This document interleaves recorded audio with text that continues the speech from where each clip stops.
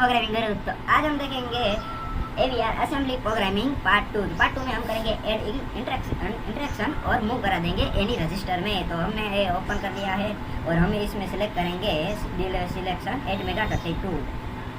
तो ये है हमारा 8 मेगा 32। ओके, तो so wait and see now open new file.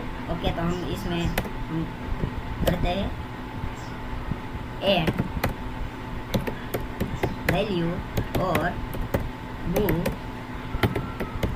Register.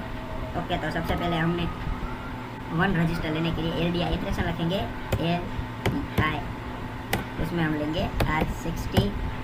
उसके अंदर हम वैल्यू लिखेंगे 0 X 200। ओके, हम दूसरी instruction L D I register लेंगे 70 और उसके अंदर वैल्यू कर देंगे 0x5। ओके, तो अब हम ऐड कराएंगे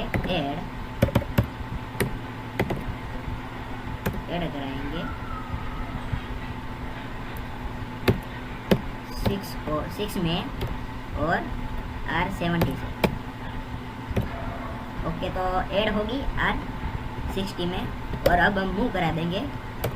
मूव इंस्ट्रक्शन लिखेंगे मूव, हम न्यू रजिस्टर R20 में कौन सी वैल्यू R60 की वैल्यू मूव होगी। और अब हम करेंगे not.exit। Okay, save programme.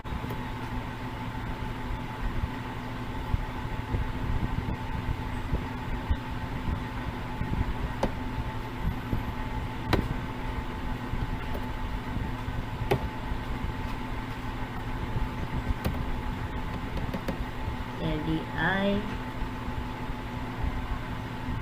60। Okay, तो हम इसकी वैल्यू 20 लिखेंगे और डिबुक करेंगे एवीआर सिमुलेशन चेक। ओके, तो यहाँ पे सब 0 है और हमारा रजिस्टर भी 0। तो हम स्टेप 1 के रन करेंगे। Step 1 cycle 1।